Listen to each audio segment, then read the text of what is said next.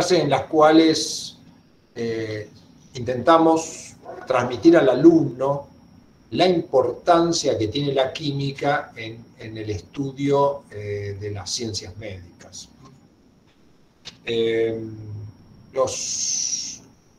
Ustedes se embarcaron en una carrera donde el objeto de estudio de ustedes va a ser el ser humano en la mayoría de los casos. Por supuesto, va a haber personas, va a haber médicos que no van a trabajar con seres humanos, porque a lo mejor están desarrollando una droga y solo están en la etapa de diseño y no en la etapa de prueba, o va a haber personas que van a trabajar a lo mejor atrás de un escritorio haciendo estudios epidemiológicos y no van a tocar el ser humano. Pero la mayoría de ustedes sí, lo va a tener que tocar, ¿cierto? Va a tener que trabajar con él. Y los seres humanos están compuestos de materia, como todo lo que compone el universo. Y bueno, la química se define como la ciencia que estudia la materia y sus transformaciones. Las transformaciones de la materia dentro de los organismos vivos se conoce como metabolismo. Entonces dice, bueno, si yo me atengo a la definición de química, obviamente la flauta sí es importante, porque voy a estudiar de qué está hecho el hombre y cómo ocurren sus transformaciones. Entonces, la importancia es tremendamente grande, como lo va a ser de la fisiología y de la histología. Nosotros estudiamos cómo está compuesta, cómo se transforma. La histología les va a mostrar cómo la ven, cómo hacen para verla, a qué nivel. La patología le va a indicar otra cosa y así sucesivamente. Entonces, estas clases ustedes van a tener 5, ya han tenido una clase de jerarquización tremendamente importante, la primera clase, que es la de referido a compuestos químicos, a funciones químicas, a pH, son variables importantes que van a manejar durante toda la carrera.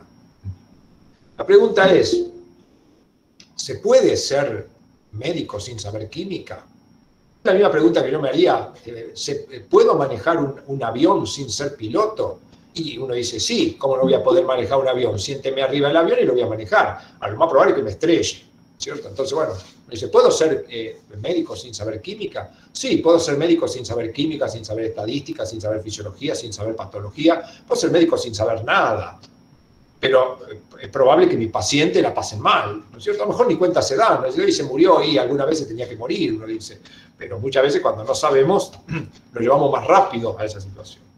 Bueno, la química es una más de las ciencias que ustedes tienen que aprender. Así que bueno, el tema que tenemos hoy, esperen que lo tengo por acá ordenado, el tema que tenemos hoy es una clase de jerarquización. La clase de jerarquización sobre aminoácidos, clasificación, polaridad, propiedad de ácido-base, unión peptídica, proteínas, naturalización. Entonces, yo ahora voy a trasladar la cámara vamos a enfocar un pizarrón, voy a trabajar en un pizarrón, porque verme 2 horas va a ser para ustedes más fácil viéndome en el pizarrón. Entonces voy a hacer movimiento y vamos a llevar el mate para el lugar también. Y allá voy. Ustedes, si tienen preguntas, pregunten, acostúmbrense. Una forma de avanzar rápido en la carrera es hablar. Acá yo hace más de 40 años que doy química biológica, pero no me he olvidado cuando era alumno y por lo tanto las preguntas, preguntaba cada estupidez y siempre recuerdo, yo le hacía al profesor, para hacer una pregunta uno siempre tiene un poco de vergüenza y miedo, entonces yo le decía, doctor, tengo una pregunta, pero seguramente es media tonta, uno medio como se ataja de esa manera, y siempre recuerdo, no uno, varios profesores me decían, nunca hay preguntas tontas, dice, lo que puede ocurrir es que yo le responda una respuesta tonta.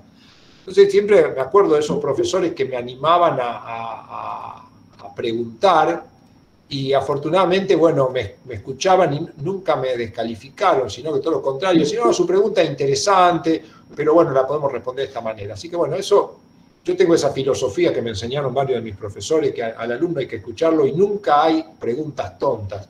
Sí puede haber respuestas tontas de mi parte o respuestas que no sepa, a pesar de que estudio bastante, casi todo el día, cada vez sé menos. No sé si es porque cada vez tengo más conocimiento o mi cerebro cada vez más pequeño.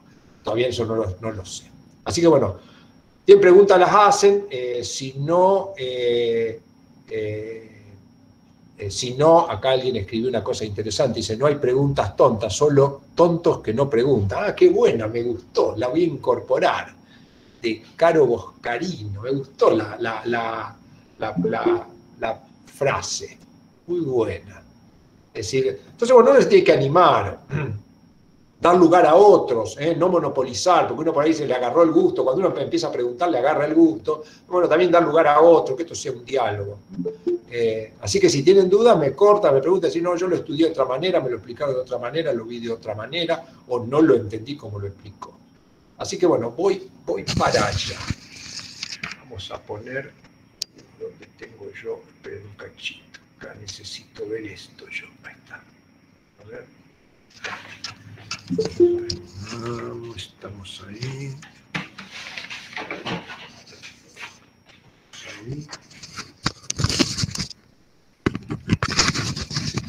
Acá. No hay preguntas tontas, solo tontos que no preguntan. Me gustó.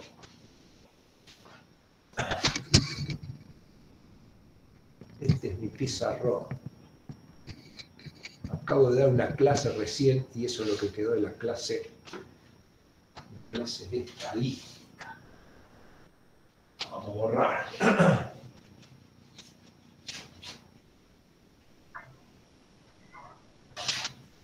Bueno.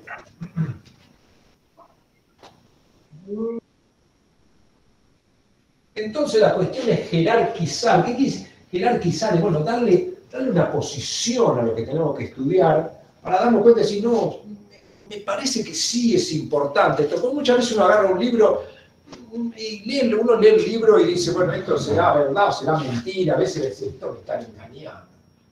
Hay que ir admitiendo que había personas que están llegando. Entonces, yo les voy a mostrar un poco, ¿por qué tengo que estudiar proteínas? Vamos a tomar algo actual. ¿Qué más actual que el coronavirus? ¿No es cierto? Vamos a ver, antes que todo, yo bajo la mano, díganme hasta dónde ven mi mano. Hasta ahí. Perfecto. Avísenme si como yo por ahí me emociono y escribo y me voy del pizarrón. Si ustedes no ven, pegan el grito. Igualmente me lo voy a marcar. Ahora voy para arriba. Ahí. Perfecto. Muy bien. De costado ven todo el pizarrón. Sí, No. no. Acá. Sí, de costado, sí. Bueno, entonces, dice COVID-19. ¿Qué es COVID-19? Si yo le pregunto a ustedes, díganme una palabra que me defina qué es COVID-19. Un virus. Virus. Virus. Dos palabras me dio, yo le pedí una. Un virus. La palabra sea virus. Es un virus. Perfecto. Hola, profe, disculpe que lo moleste, pero los que tenemos celular no podemos ver toda la pantalla. La tengo así. Ponelo de costado. Pero tienen que girar. El costado se A ve. ver, Ponelo de A costado ver. y se ve. Y fíjalo. a ver hasta dónde se. Bueno, pero hay gente que está mirando por el Puede celular. aproximarlo en la pantalla. Se puede, nosotros se puede. A ver, de costado, ¿hasta dónde ven? Hay Díganme. un Sí, de poquito costado más se ve para... completo. Hasta acá. Tienen que girar la pantalla, profe, no usted el pizarrón. O sea, ellos tienen Yo que estoy girar. de celular y lo puedo ver igual porque Ahí, no profe, tengo ahí- la hasta ahí pantalla. Se podemos puede ver. notar el celular. Hasta acá ven. No, como profe. indicando, si no va a pasar. Los que ven poco, díganme hasta dónde ven y yo me achico ese pizarrón. Vamos para acá. ¿Hasta dónde ven? No, ahí ya no le vemos más la mano. Ahí. Ahí Ahí está. sí. Ahí está. Sí. Ahí me quedé con el pizarrón. Esperen que vamos a hacer las cosas bien. Entonces mi pizarrón es así. Es así. Es así. Y es así. Profe, hasta ahí yo no lo veo más. ¿Cómo lo vemos? Y no me dijeron que hasta acá ven. No, profe, un poquito más antes. para su lado. Un poquito más para su lado. Más. Ahí. Ahí. Ahí. Ahí ya se ve. Están dejando sin pizarrón. Yo tampoco veía, pero si dan vuelta Tengo la la pelota. Rote el celular. Creo que está poniendo en el chat Sigue la que si le da posición del vuelta celular. y No lo perdamos fijan más se ve. tiempo. No perdamos más tiempo. Usted dar Vamos. vuelta. Entonces, COVID-19, coronavirus, es un virus. Dice, bueno, ¿qué es un virus? Un virus, ven que acá tengo que admitir, un virus es una combinación de estructuras químicas, es materia, una combinación de estructuras químicas. Tiene dos cosas: ácidos nucleicos y proteínas. Ese dibujito que hacen del coronavirus, que es una cosita así, no es un dibujito, en realidad, sí hay dibujos, pero eso surge de imágenes de microscopía electrónica. Es como una pelota con todas espículas. Estas espículas y otras partes del coronavirus son proteínas.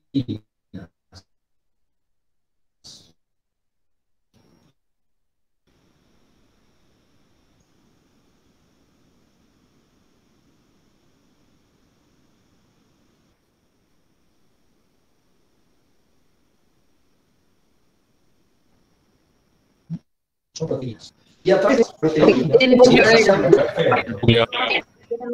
núcleo definido, envuelto en una membrana nuclear. Entonces, supongamos que esta es una célula eucariota. La célula eucariota está envuelta en una estructura. ¿Cómo se llama esa estructura que envuelve a la célula eucariota? Membrana Membrana celular. Membrana celular. En la membrana celular hay cosas que están clavadas que sorprendentemente son proteínas. Y el coronavirus, a través de sus proteínas, se puede unir a algunas de esas cosas que están acá, que son proteínas, y meterse en el interior y utilizar el núcleo para volver a sintetizar sus propias proteínas, que le permitan formar muchos coronaviritos, hijitos, reproducirse. Y en este proceso que el coronavirus nos invadió y genera sus proteínas, intervienen unas estructuras que se llaman enzimas, que algunas son del coronavirus, otras son nuestras, y sorprendentemente las enzimas son proteínas. Entonces dice, me parece que proteína lo voy a tener que estudiar,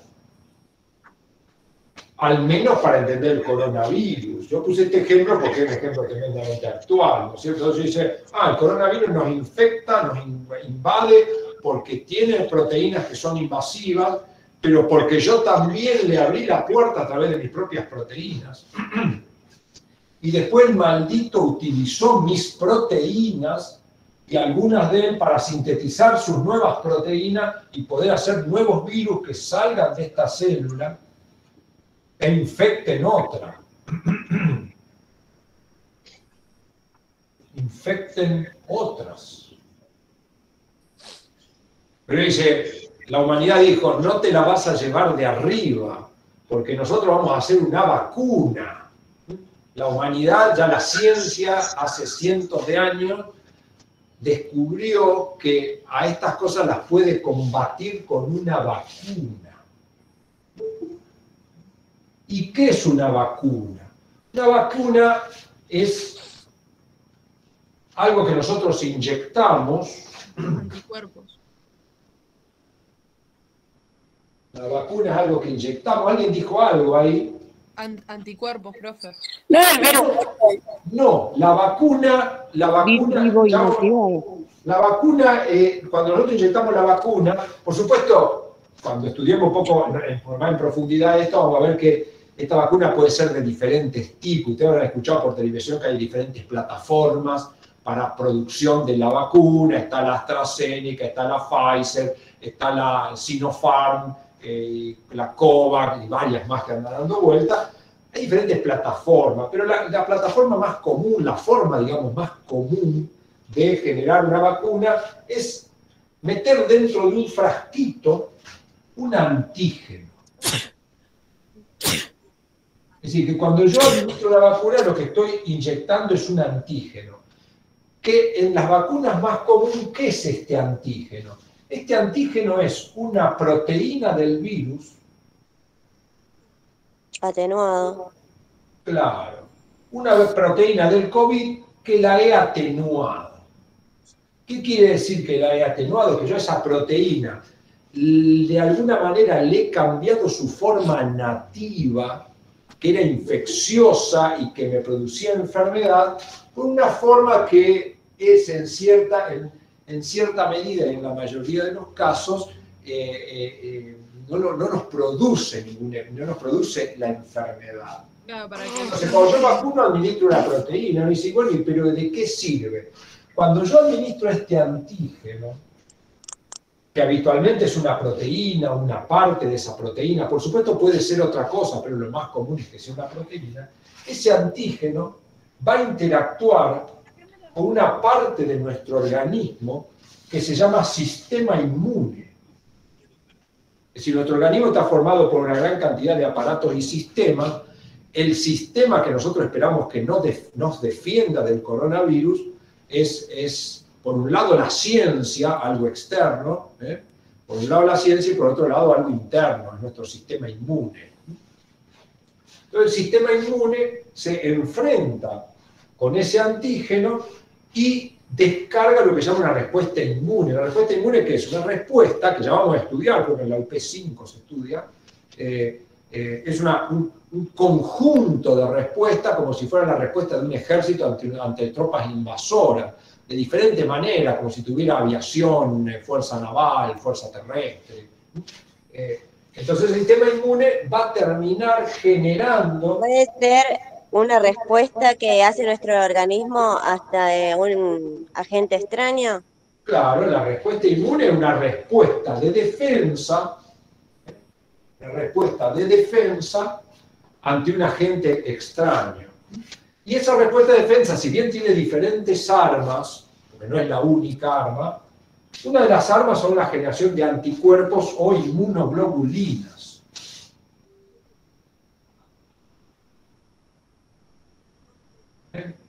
Que sorprendentemente son proteínas. Uno dice, ¿cuántas veces ya llevo escrito proteínas, no? El coronavirus es proteína, me infectó por su proteína, entró por mis proteínas, usó mis proteínas y la combato por mis proteínas. Doctor, una preguntita. ¿La inmunoglobulina al final serían lo que son las defensas? Claro, forman parte de todo mi arsenal de defensa. Yo solito, aunque no me hubieran vacunado, le hubiera establecido batalla al coronavirus. O sea, aunque no estemos vacunados, de hecho, toda la humanidad le empezó a hacer frente durante un año al coronavirus con su propio sistema inmune. ¿Por qué? Porque este sistema inmune es capaz de ver las proteínas del coronavirus y dar su respuesta. Sin embargo, ya nos damos cuenta que no siempre funciona tan bien. En la Argentina casi 70.000 personas enfrentaron el coronavirus con sus propias armas. Por supuesto, hay como 3 o 4 millones que lo enfrentaron, pero 70.000 murieron en el intento. ¿Por qué? Porque esa generación de las proteínas es como un ejército invasor, ¿no es cierto? Yo puedo tener el mejor ejército para defenderme, pero el ejército invasor puede ocurrir que mis armas no alcancen. Entonces, nuestro sistema inmune está trabajando, desde el primer momento que entró el coronavirus, está trabajando. Pero ¿qué pasa? No siempre es 100% efectivo, entonces un 1% o un 0,1% de las personas que enfrentan las proteínas del coronavirus no logran generar los anticuerpos para neutralizarlo completamente, y el coronavirus hace de las suyas, ¿no es cierto? Produce problemas inflamatorios por algunos lugares, de tal manera que quedamos en el camino. Pero nosotros también estamos defendiéndonos. Lo que pasa es que dice, bueno, ¿y por qué la vacuna me sirve si lo único que está haciendo es poner... Lo que pasa es que la vacuna es como que me hace entrar un coronavirus, pero que no me enferma, y entonces alerto el sistema inmune, y este sistema inmune genera unas células que se llaman de memoria. Es decir, que si yo cuando estoy vacunado me ingresa el coronavirus, es como que yo ya lo conozco, ya sé cómo trabaja, y estas células de memoria van a producir inmunoglobulinas o anticuerpos mucho más rápido que lo que yo lo haría si no lo conozco. Es decir, yo no estoy vacunado todavía. Si a mí me agarra el coronavirus, mi sistema inmune tiene que empezar a conocerlo. Es decir, tiene que empezar a ver esta espícula que tenía acá, esto qué es, bueno, a ver qué hago, a ver, voy, le pregunto a esta célula, ¿vos qué harías? Porque haría tal cosa, mientras tanto el coronavirus me invadió, y a lo mejor me invadió de tal manera que cuando el sistema inmune dice, me parece que tengo una forma de respuesta, yo ya estoy 2 metros bajo tierra. Profe, Sí. una preguntita, ¿no pasaba lo mismo también cuando estaban inyectando el virus, pero te lo inyectaban desactivado, digamos? Sí. Ocurre lo mismo acá, por más que esté Claro, desactivado. sí. La vacuna es un antígeno. ¿Este antígeno qué es? Es un virus inactivado. Lo que pasa es que normalmente no se inyecta el virus completo.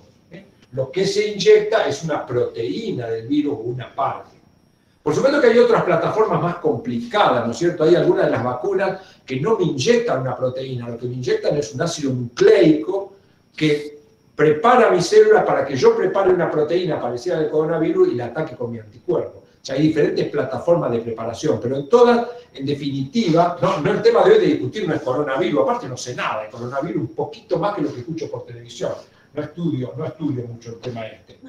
Pero, digamos, de cualquier manera, independientemente de la plataforma utilizada para la generación de vacuna, lo que estoy intentando hacer es despertar mi sistema inmune antes de que llegue, como un ejército, ¿no es cierto? Si a mí el ejército me invade y yo no lo estoy esperando, probablemente me invada fácilmente, pero si yo ya sé que el ejército va a entrar por el paso fronterizo que viene, por decir, de Paraguay, yo voy a llevar todas las tropas allá y cuando entre probablemente le voy a pegar una paliza. Entonces la vacunación lo que hace es eso, es preparar mi sistema inmune y mandar a la memoria del sistema inmune, que son células que ya saben cómo es el coronavirus, cosa que cuando entre lo ataca directamente, no tiene que estudiar nada, ya sabe quién es. Entonces, bueno, pero repito, no es el tema del coronavirus, Profe, el tema acá que tenemos que trabajar es proteína. Yo le quería plantear esto porque uno dice, bueno, sí, proteína es También lo van a importante. atacar si entra por segunda vez. ¿Cómo dijo? También lo van a atacar si entra por segunda vez. Claro. Es decir, Porque si ya lo van a reconocer. supóngase que yo me infecté de coronavirus, mi sistema inmune lo estudió, tuvo tiempo de responderle y lo neutralizó, yo me curé. La mayoría de las personas de coronavirus, ustedes cuando ven, fíjense en la parte de abajo de la televisión, normalmente dice, bueno, en la República Argentina 3 millones de infectados, 3.500.000 infectados, 3.200.000 recuperados, 70.000 muertos, por decir. ¿No es cierto? Los 70.000 muertos, ¿qué quiere decir? Son individuos cuyo sistema inmune estudió las proteínas del coronavirus, pero no llegaron a tiempo a producir los anticuerpos, entonces el coronavirus hizo su daño. Los otros que se recuperaron, ¿qué son? Son personas en las que el coronavirus entró, intentó hacer el daño, el sistema inmune reaccionó rápido y lo neutralizó. Pero a su vez, ya quedó con memoria. Esa persona probablemente no se va a infectar más de coronavirus, o al menos no se va a infectar con la cepa que se había infectado. Ahora tenemos un problema, ¿no? Están apareciendo nuevas cepas. ¿Qué quiere decir nuevas cepas? Son nuevos coronavirus con proteínas distintas a la primera. la mutación. Si estas proteínas son muy diferentes, probablemente mi sistema inmune ya no lo reconozca. Pero si no son muy diferentes, mi sistema inmune sí. Lo que está pasando hasta ahora con las cepas nuevas es que aquellas personas que están vacunadas contra una proteína en particular lo pueden reconocer. Quiere decir que hasta ahora no hay cepas, o por lo menos la ciencia no ha dicho que haya cepas que son nuevas y no las puedo reconocer. Es decir, que los coronavirus... una pregunta. Ahí le respondo. Los coronavirus nuevos que están viniendo, los que están viniendo nuevamente, son bastante parecidos y yo estoy apiolado quién es y cuando entra le doy la viaba. ¿Por qué? Porque yo ya tengo la célula de memoria que la vacunación. Por supuesto, todo este proceso, cuando yo me vacuno, lleva como 15 o 20 días para tener la memoria.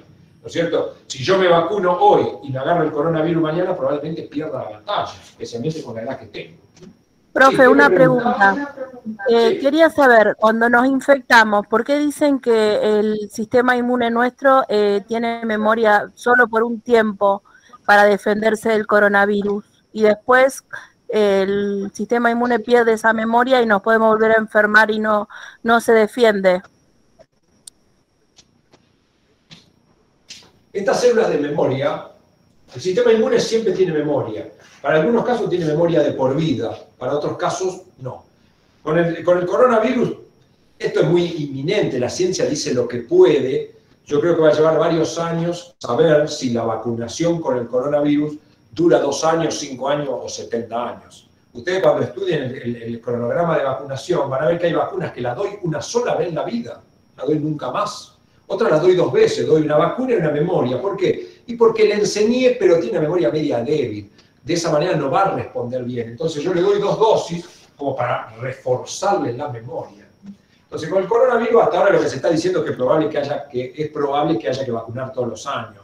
Yo supongo que siempre es mejor decirle a la humanidad que no pongamos el 100% de esperanza en la vacuna y que nos tengamos que vacunar todos los años. De esa manera es como que uno está preparado, ¿no es cierto? A lo mejor dentro de 2 o 3 años nos dicen, no, bueno, la vacuna que nosotros le dimos le sirve de por vida.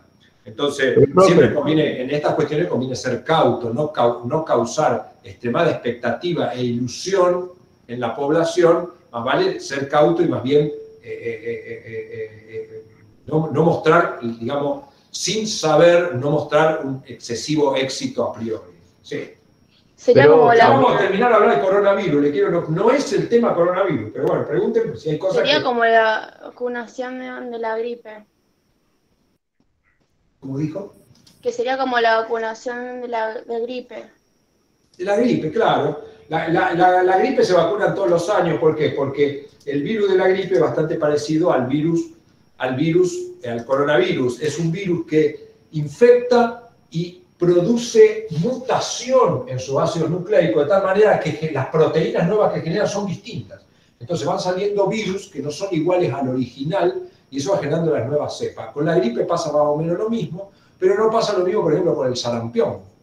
Sarampión yo vacuno, doy el refuerzo y ya de por vida no voy a tener sarampión. Yo cuando era chica tuve sarampión, nunca más me enfermé de sarampión. ¿Por qué? Bueno, porque tengo las células de memoria, me dura muchísimo tiempo y el virus del sarampión no es un maldito como este que es capaz de mutar con tanta facilidad. Bueno, Profe. punto y aparte, coronavirus se terminó acá, el resto por televisión o a leer en los libros. Sí. No era con el tema del coronavirus, pero el tema de contagiarse de cualquier tipo de enfermedad, de volver a contagiarse, perdón, ¿no tiene que ver con el tema de no haber generado justamente anticuerpos? Por más de que hayas recibido la vacuna y todo eso, es que no generas los anticuerpos. Sí, claro, yo puedo tener una patología en la cual me administran una vacuna y no genero anticuerpos. Pero los humanos normales, cuando yo ingreso una vacuna, un antígeno, mi sistema inmune responde. Por supuesto, yo puedo tener una inmunodeficiencia. ¿Qué quiere decir? Que mi sistema inmune no es el ideal, entonces aunque me vacune, no me enfermo 2 veces. Pero ya estoy hablando de una situación que no es la normal. O el de sufrir disautonomía, si no me equivoco. ¿Cómo? O el de sufrir disautonomía. Las personas que sufren disautonomía, hasta donde yo sé, no funciona convencionalmente la medicina con ellos. No tengo la menor idea qué es la desautonomía, así que no lo voy a discutir en esta clase porque no, y tampoco quiero que me lo explique. Después, en todo caso, No, está bien. Esto, por supuesto, esto tiene grandes variantes, pero no nos perdamos de vista lo que es la clase de hoy. La clase de hoy es una clase de jerarquización de proteínas y me pareció bastante interesante para que ustedes entiendan por qué tienen que centrar la atención en el estudio de las proteínas, es porque las proteínas las van a encontrar en cualquier lado. Y hay una cosa importante, ningún libro lo dice, creo que el mío sí, pero todo lo que ocurre en una célula y en un organismo vivo es hecho por proteínas. Hasta el aprendizaje y la memoria está hecho por proteínas. Las proteínas son las herramientas que tiene la célula para hacer todo lo que hace. Defenderse de un virus, hacer que corra más rápido, pensar, dormir, responder ante un tratamiento, etc. Todo eso lo hacen las proteínas. Y las proteínas que tenemos nosotros son propias y su estructura química está escrita en moléculas que están en el núcleo de la célula que se llaman ácidos nucleicos y que recibí de mis padres. Es decir, los ácidos nucleicos, que son cuando se produce la fecundación entre un ovocito secundario y un espermatozoide, ahí mi padre me dio la mitad de su información genética, mi madre me dio la mitad de la información genética y ahí construí mi primer célula, que es un cigoto, donde tengo toda la información y el cigoto dice, bueno, ahí adentro del núcleo está todo lo que yo puedo hacer, porque tengo toda la información para hacer las proteínas. Entonces, las proteínas son las que van a hacer todo. Cuando haya una enfermedad, es porque una o más proteínas no están cumpliendo su función.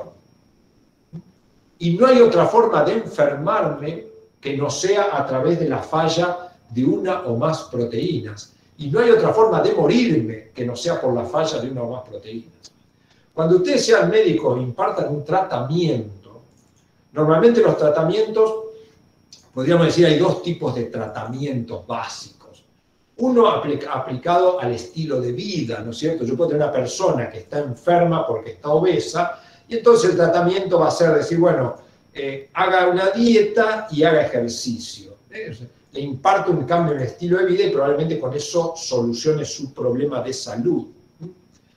El otro va a ser intervenir con un agente farmacológico. ¿Qué es un agente farmacológico? Un compuesto químico. Es decir, es materia, lo diseña la química eso. Entonces voy a impartir un compuesto químico. Todos los compuestos químicos, los fármacos o drogas, como decimos, cuando yo administro un fármaco a un paciente, ese fármaco hace efecto en el paciente. Puede ser un efecto beneficioso deseado, puede ser un efecto indeseable. Ese efecto que hace, lo hace porque el fármaco está interactuando con una o más proteínas. No hay fármaco que haga efecto que no esté interactuando con proteínas. Si hay alguno, díganmelo, porque no he encontrado excepción a eso. Todas las fallas hay una proteína por detrás. Esa proteína puede fallar porque la instrucción que me dio mi padre o mi madre estaba fallada y entonces esta proteína falla y tengo una enfermedad, entonces una enfermedad genética que la heredé. Mi padre la tenía o no, porque puede haber sido estado en una parte del material genético que estaba oculto, que ya vamos a estudiar en la próxima clase eso. Entonces, yo puedo tener una enfermedad, siempre falla una proteína. Si esa falla de la proteína es porque las instrucciones del ADN son falsas, tengo una enfermedad genética. Pero esta proteína puede fallar porque hay algo del medio ambiente que ingresó. Por ejemplo, si a mi organismo entra mercurio, algunas de mis proteínas van a dejar de funcionar y voy a enfermar, ya no voy a ser igual al resto de la gente. Y si esas proteínas fallan mucho y eran muy importantes en mi vida, es probable que me muera, que no pueda sostener la vida. Entonces ahí tengo una enfermedad de tipo toxicológica. Pero las proteínas están formadas por aminoácidos. Podría ocurrir, como pasa que uno lo ve por televisión, los otros días hablaba con mi padre de una cosa que habíamos visto por televisión y nos horrorizábamos. En la provincia de Entre Ríos había filmaciones de chicos sacando basura, de comida de la basura y comiendo eso. Esos chicos tienen malnutrición. Las proteínas se construyen con aminoácidos, de los cuales el 50% los tengo que encontrar en la comida. Si yo no como adecuadamente, no voy a poder construir mis proteínas, y si no construyo mis proteínas voy a tener una enfermedad nutricional. Cada una se cura de una manera en particular. Si es genética la proteína que falla, a lo mejor un fármaco me da resultado, pero quizás no. Si es toxicológica, también un fármaco me puede dar resultado, pero muchas veces la mejor acción es ver cuál es el factor ambiental y eliminarlo.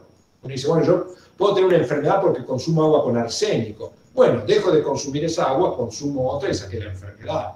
Y si es una enfermedad de tipo nutricional, es muy fácil. Si yo tengo proteínas que no se pueden construir y por lo tanto no tengo los recursos que necesito y enfermo, Eso se soluciona fácil dando de comer una dieta adecuada que vamos a estudiar en el área siguiente, que es nutrición. Entonces, a esta altura del partido ya llevo como 40 minutos hablando, uno dice, la pucha, es importante la proteína, y entonces démosle la jerarquía que corresponde. Entonces, bueno, vamos a discutir un poquito sobre proteínas, las cosas básicas ahora. Por supuesto que entusiasma esto, ¿no? Hablar de las espículas del coronavirus, de la mutación del sistema inmune, pero todo a su tiempo. Hoy la clase que me han encomendado es trabajar en cosas básicas de las proteínas. Y vamos a trabajar. De estos temas de proteínas yo tengo varios videos. Hay muchos videos en internet, que no sean míos también, que son muy buenos. Yo tengo un libro, hay otros libros también que son muy buenos. Esta información sobre proteína hay mucha y buena, pero yo no tengo que estudiar mucha, tengo que estudiar lo justo. Entonces, vamos a dialogar un poco. Profe, estas clases que decías, ¿dónde están? ¿En YouTube? Espere que no le entendí absolutamente nada. ¿Qué me dijo? En su canal de YouTube. Sí, en mi canal de YouTube hay varios videos sobre proteína, una gran cantidad de videos. Si no lo encuentran, me mandan. Les paso mi correo electrónico por si tienen duda. Mi correo electrónico es arrigali@unr.edu.ar. Es mi correo electrónico. La dirección de mi canal de YouTube no lo sé, pero ustedes ponen Rigali YouTube, lo lleva directamente al canal. Ahí van a encontrar una gran cantidad, pero a veces por ahí encontrar el video que yo necesito es difícil. Ahora, en el libro también me pueden pedir, o debe estar por ahí, pero mi libro está en formato PDF, el que lo quiera se lo mando, me lo pide y se lo envío. En el libro, les voy a mostrar porque es interesante. Este libro, vamos a ir justo donde está proteínas. Ya está. Este es justo el capítulo de estructura, aminoácido y proteína. En mi libro van a encontrar que tiene unos códigos QR. Entonces, cuando uno estudia este tema, si con el celular escanea este código QR, automáticamente lo lleva al video de este tema en el canal de YouTube. Entonces, eso que tiene este libro es bueno. O sea, yo, antes de leer el tema, yo les recomiendo escanear esto, mirar el video, que es cortito, con lo cual entiendo las cosas fundamentales, después vengo y estudio. Eso, entonces ustedes van a ir viendo a lo largo de todo el libro, que van a ir apareciendo diferentes códigos QR, pero aparte van a encontrar en el canal mucho más videos, videos cortos, videos largos, y si tienen duda, bueno, me escriben y yo los oriento. En general respondo muy rápido a las preguntas. Así que bueno, el tema, siempre les recalco, no es importante estudiar mucho, sino estudiar bien ciertas cosas. Me dice, ¿qué es lo que tengo que estudiar? Bueno, lo que figura en el cuaderno del alumno. Yo tengo que ir al cuaderno del alumno, ver los contenidos de química y ver qué es lo que tengo que estudiar. Lo primero que tengo que estudiar es una definición. Tengo que estudiar una definición de proteína. A ver, ¿quién me puede definir qué es una proteína? Un biopolímero de aminoácidos. Perfecto, esa es una definición del libro, es un biopolímero. Es lo principal, lo primero. No, pero bueno, yo no puedo definir así, es lo principal, lo primero. Bueno, como para introducir. Claro. Bueno, es una macromolécula compuesta por aminoácidos. Trabajando sobre estas cuestiones. Cuando yo defino algo, esa definición tiene, siempre la definición, siempre le insisto, tiene una parte general, una parte particular. La definición es un biopolímero de aminoácidos, está muy bien. ¿Por qué? Porque biopolímero es una palabra general. Hay muchos biopolímeros, uno de ellos son las proteínas. Formado por aminoácidos, eso es particular. El único biopolímero que está formado por aminoácidos son las proteínas. Entonces, de esa manera queda definido, así se define. Como dijo la alumna recién, es lo más importante, es un buen concepto. Las proteínas es extremadamente importante, lo vi hoy, pero decir lo más importante es medio riesgoso, y si yo defino de esa manera, el profesor va a decir, usted no me lo definió. Entonces, lo que se podría decir que es un biopolímero formado por aminoácidos esencial en vegetales y animales, ¿o no? A ver, defínemela de nuevo porque creo que no está 100% bien. Biopolímero formado por aminoácidos que son esenciales en vegetales y animales. Ahí la palabra esenciales confunde. Yo no sé si es esenciales, es un calificativo de aminoácido o es un calificativo de las proteínas. Porque ojo que los aminoácidos, hay aminoácidos esenciales y no esenciales. O sea que una proteína puede estar formada. Vamos a trabajar un poquito. La proteína me gustó, biopolímero formado por aminoácidos o biopolímero de aminoácidos. Ahora, esta definición tiene dos palabras.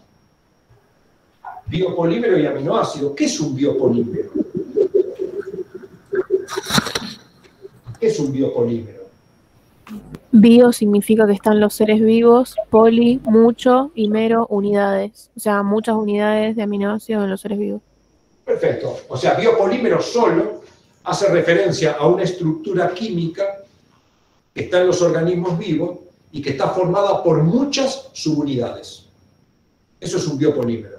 Esas subunidades pueden ser aminoácidos, pueden ser glúcidos, pueden ser lípidos, pueden ser nucleótidos. O sea que biopolímero se aplica, pero esa es la definición. O sea, es una estructura química formada por la repetición de muchas unidades. Cuando esas unidades que se repiten son los aminoácidos, digo, estoy en presencia de una proteína. ¿Y qué es un aminoácido? Sí, el monómero. Monómero de una proteína. Un monómero de una proteína, sí, esa es una definición, pero que medio como que decir lo mismo que yo escribí en el pizarrón. Desde el punto de Son vista- moléculas. Es un compuesto químico que contiene al menos un grupo carboxilo y un grupo amino. Perfecto. Un aminoácido es una estructura química que tiene al menos un grupo amino y un grupo carboxilo, que se escriben de esta manera. Un grupo amino y un grupo carboxilo. Entonces eso es un aminoácido. Al menos, ¿por qué? Porque hay aminoácidos que tienen dos grupos amino y otros que tienen dos grupos carboxilo. Pero si uno dijera un aminoácido es una molécula con un grupo amino y un grupo carboxilo, está bien. Habitualmente, ese aminoácido, además del grupo amino y grupo carboxilo, tiene una cadena lateral, que habitualmente la llamamos R, porque ahí eso va a variar, y un hidrógeno. Todos unidos, estas cuatro cosas unidas a un carbono que se llama alfa. O sea, tengo un átomo de carbono que se llama carbono alfa, y ahí tengo las cuatro cosas de esa unidad, y todo eso constituye el aminoácido. Entonces es un aminoácido. Esa es una definición buena. Dice, bueno, un aminoácido es un compuesto químico con un grupo carboxilo y un grupo amino, o es un compuesto químico que tiene un carbono alfa, que se llama carbono alfa, al cual está unido el carboxilo, el amino, un hidrógeno y un grupo R. De estos grupos R hay 20 distintos, por lo tanto, los... Sí, Ellos también se combinan para formar las proteínas. sí, claro.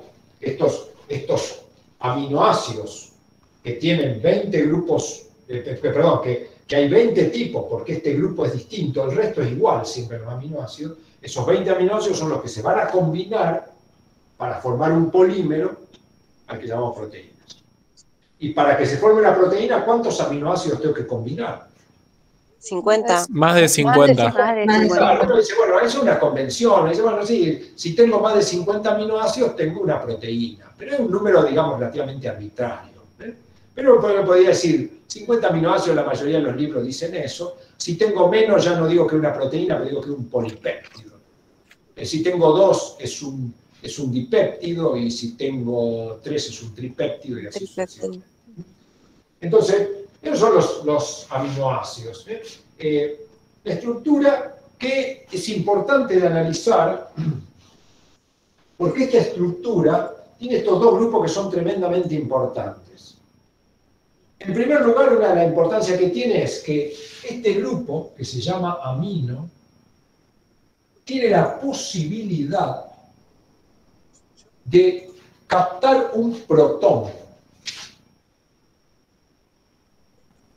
Por eso a ese grupo amino se le adjudica una propiedad. ¿Cómo se llama la propiedad de un grupo que tiene la capacidad de captar un protón? Base. La base. O sea, el grupo amino es un grupo básico. Básico en la química quiere decir que tiene la capacidad de captar protón. Muy bien. En cambio, el grupo carboxilo, o grupo ácido, como se llama esto, Básico acá. el carboxilo tiene la posibilidad de ceder un protón, y por eso uno dice que este grupo es ácido. Entonces el aminoácido tiene la capacidad de captar y ceder protón. Uno dice entonces, puede actuar como un ácido por el carboxilo, puede actuar como una base por el grupo amino. A esas sustancias se las llaman anfolitos, son sustancias con capacidad de captar y ceder protones. Esto se relaciona con la clase anterior, yo no la di, pero supongo que lo discutieron en la clase. Estos protones que yo capto y cedo, inciden sobre una propiedad del agua que se llama el pH. Cuando yo tengo un grupo que capta protones, este pH sube y es mayor que 7, y digo que estoy en presencia de un medio alcalino. Mientras que si el ácido cede protones, va a haber más protones, el pH baja y estoy en presencia de un medio ácido, donde el pH va a ser menor que 7. Y ¿qué importancia tiene el pH? El pH es una de las cosas más importantes que van a poner a la vista a ustedes cuando sean médicos. ¿Por qué? Porque nuestro organismo, entre todas las cosas que necesita para estar sano, es tener un valor de pH, es decir, una concentración de protones determinada, y ya vamos a ver por qué. Cuando ese pH cambia, tengo un desequilibrio ácido-base, se llama, lo van a estudiar en el segundo año, y cuando ese desequilibrio no es corregido por los sistemas que tenemos para defendernos, entramos en estados de acidosis o alcalosis, que lo más probable es que nos lleven a la muerte. Entonces, fíjense que las proteínas y sus aminoácidos que lo componen condicionan el valor de una variable tremendamente importante para la sobrevida y para la salud. Entonces, eso está relacionado.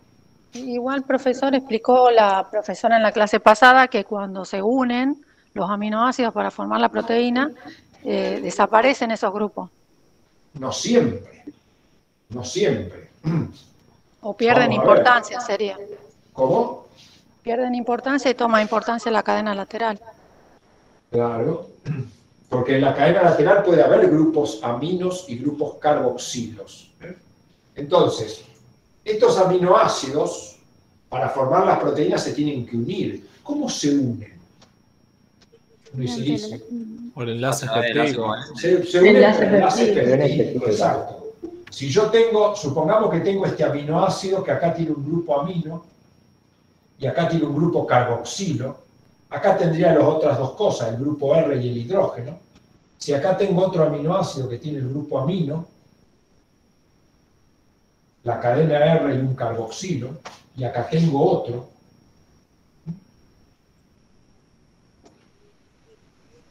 se va a producir la unión entre el grupo carboxilo de uno y el amino de otro, y acá se va a producir una unión, se pierde agua y se forma lo que se llama una unión peptídica. Entonces, como dijo recién una alumna, con mucha razón, uno dice, esos grupos pierden importancia. Profe, una pregunta. Pierden importancia desde el punto de vista del pH, pero toman importancia desde el punto de vista de las proteínas. ¿Sí que me iba a decir? Que por ahí en algunos libros o fotocopias aparece, en vez de NH2, aparece NH3. Sí. ¿Por qué? ¿Por qué? Por el medio. Acá se lo muestro porque no tengo en el pizarrón. ¿El pH del medio hace variar eso? Fíjense acá, yo le dije que el grupo amino puede captar un protón. El grupo amino tiene 2 hidrógenos. Cuando capte un protón, va a quedar con 3 hidrógenos. Pero como el protón era positivo, esa parte va a quedar positiva.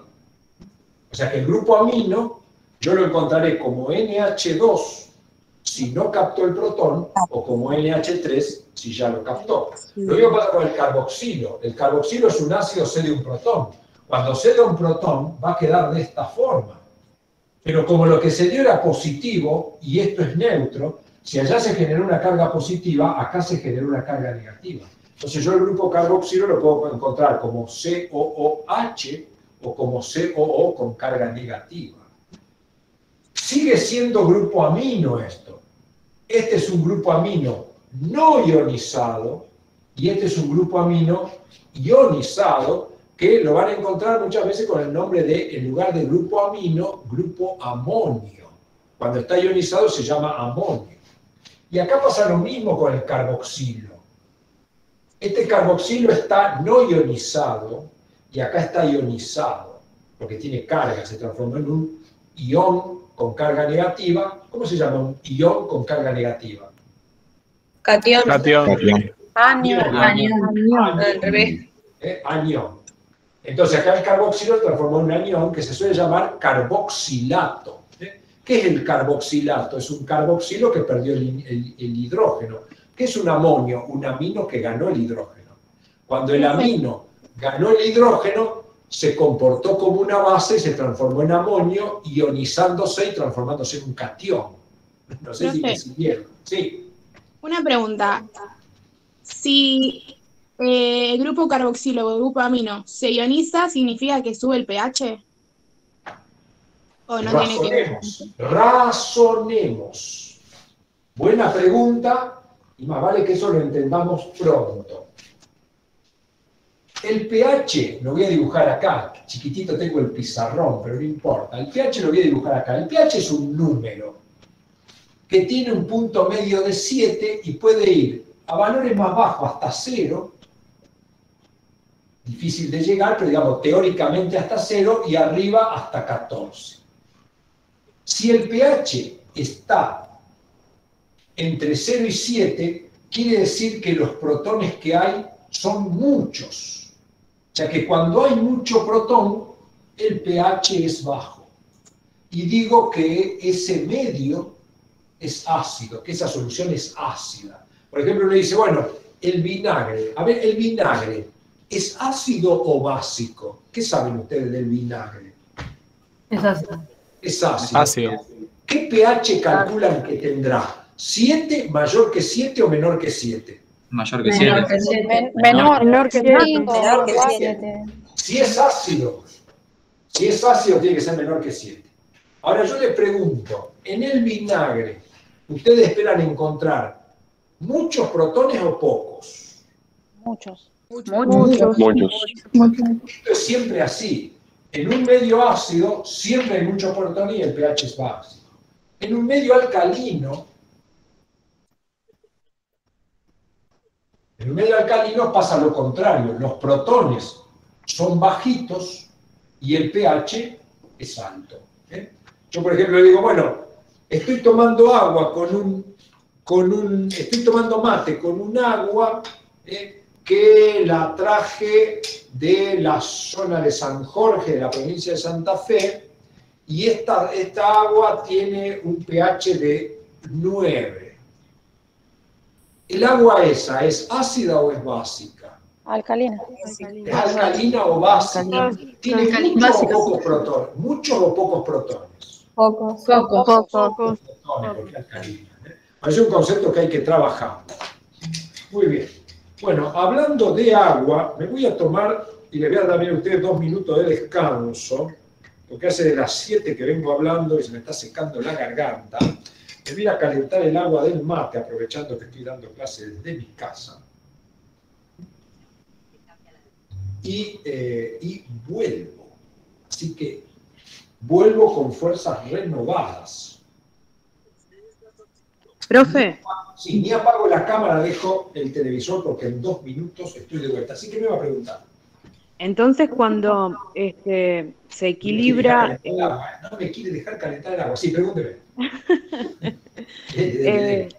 Se ve rico el mate igual, ¿eh? Imposible ser estudiante. Este vicio lo agarré, empecé a estudiar, terminé en la escuela secundaria y no tomaba mate. Y empecé a prepararme para el cursillo de ingreso y ahí comenzó mi adicción. Imposible arrancar si no tengo mate a la mañana, es como que lo mismo, es peor que no tener computadora. Sí. Bueno, ahora dígame la pregunta, ¿cuál es? Sí, profe, cuando se equilibran, ambos sería ácido y alcalino. Quedan 7, neutro. Me va a dar 7, se llama pH neutro o medio neutro. ¿Qué tipo o sea, cómo sería la sustancia, una cosa así? No, si yo tengo una sustancia que tiene si tiene pH 7, quiere decir que esa sustancia no es ni ácida ni básica. ¿Y cuáles Por ejemplo, serían?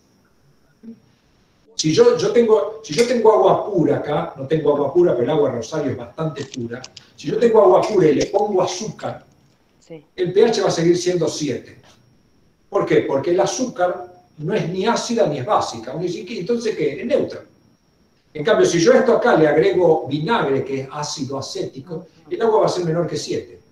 Y si a esto yo le agregara bicarbonato de sodio, que uno lo tira hecho en la cocina para leudar, le agrego bicarbonato, el pH se va a ir mayor, porque el bicarbonato es alcalino.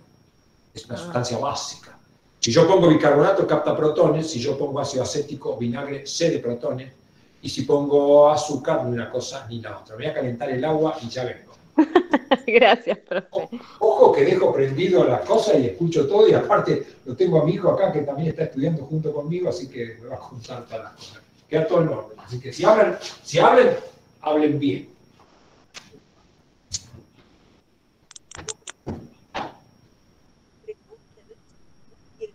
Me da miedo esta carrera.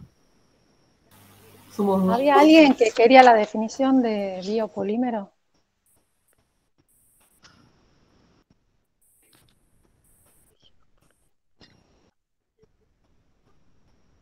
Creo que ya se la pasaron. Bueno, gracias.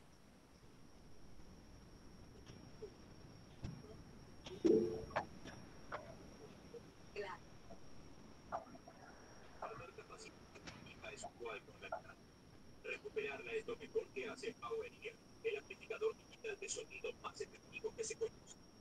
Regulación independiente de frecuencia con 8 niveles de volumen verticales y 8 entornos a boca. Quien levantó la mano puede hablar si querés.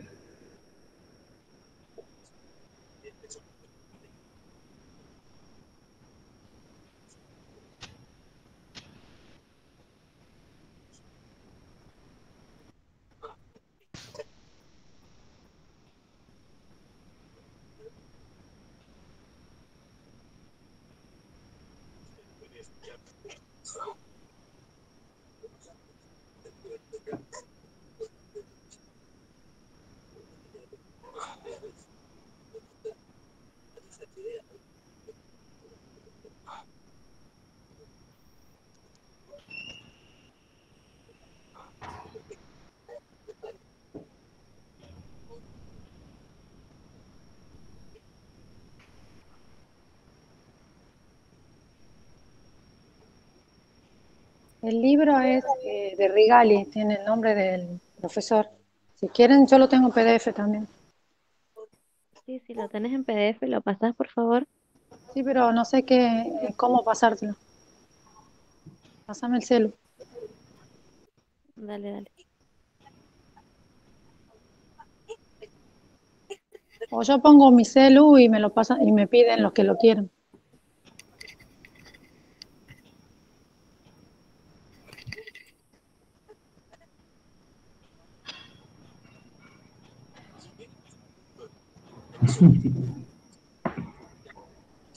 Si le cuesta escuchar el teléfono, sí, lo que usted necesita ya mismo es PowerEar, la más avanzada tecnología digital para mejorar la audición.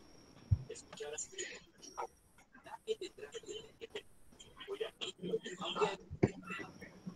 Caro, si vos sos la que pusiste tu número porque tenés el PDF.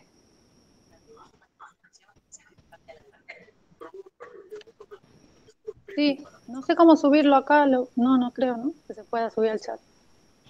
Ahí lo estoy mandando al grupo.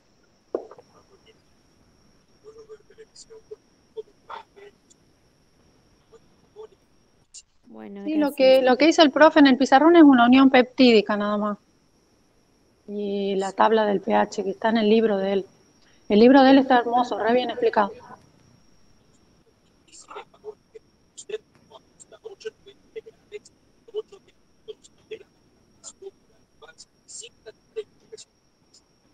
Yo entendí, por fin entendí este tema que no lo entendí. Ay, sí, yo tampoco entendía nada y lo explica él y... No, pero aparte el libro es muy claro también, tiene la información justa y entendés todo. Y había una parte de electroforesis porque era una técnica que no la entendía y ahí en el libro la explica re bien. Sí, yo hay cosas que del blanco no entendía y después en el libro de Rigali las explicó mejor. Sí, el blanco es re complicado. Yo creo Ay, que me van a tener que pregunta, esperar que le mando el PDF cuando termine la clase porque no sé apagar esto y mandar. Estoy con el celular. No sé hacer tanto.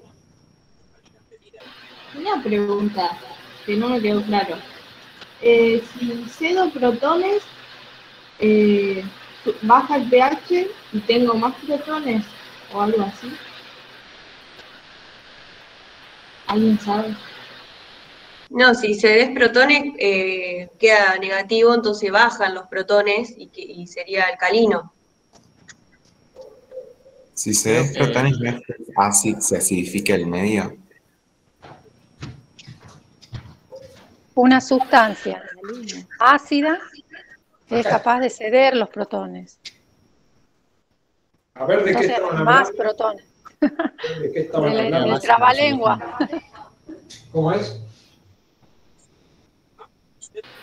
A mí no me quedó claro que cuando cedemos protones, usted puso ahí la flechita como que cuando es ácido baja el pH y sube los protones. ¿Es cuando cede protones o cuando gana protones?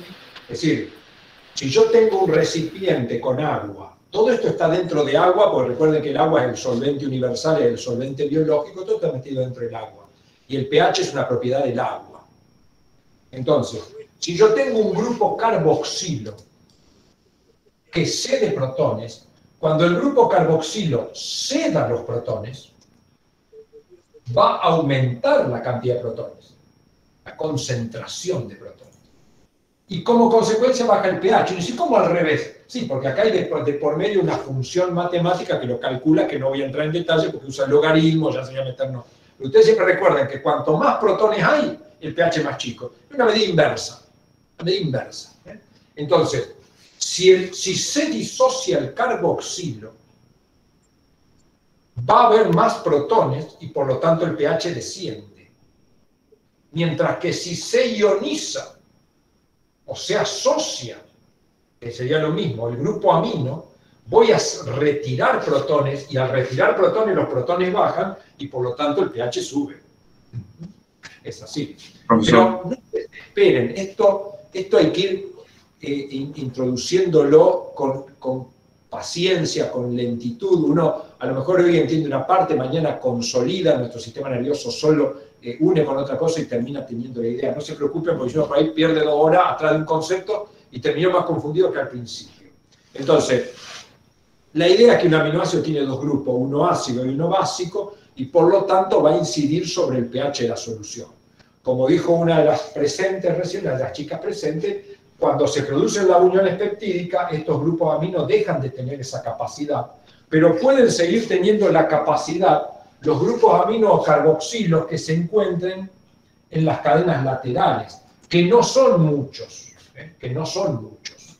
pero sí pueden incidir sobre eso. Profesor. Muy bien. Entonces, ya sabemos qué es una proteína, ya sabemos qué es un aminoácido, ya sabemos algunas de sus propiedades. Tenemos 2 propiedades químicas. Las propiedades ácido-base son capaces de modificar el pH por procesos de ionización y las propiedades químicas de poder unirse a través de la unión peptídica. Esta unión peptídica que se forma es una unión tremendamente fuerte que no se rompe ni aún con la cocción. Es decir, yo agarro una proteína, la pongo en una olla o la pongo en aceite, por ejemplo, agarro un pedazo de carne y lo pongo sobre el aceite para hacer una milanesa, esas uniones peptídicas no se rompen. Son tremendamente estables. Una proteína puede durar un montón dando vueltas. Muy bien. Ahora, esas proteínas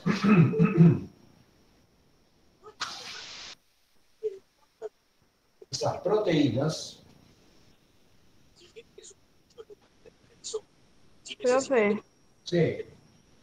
¿me explicaría cómo sería en el caso de un neutro? No.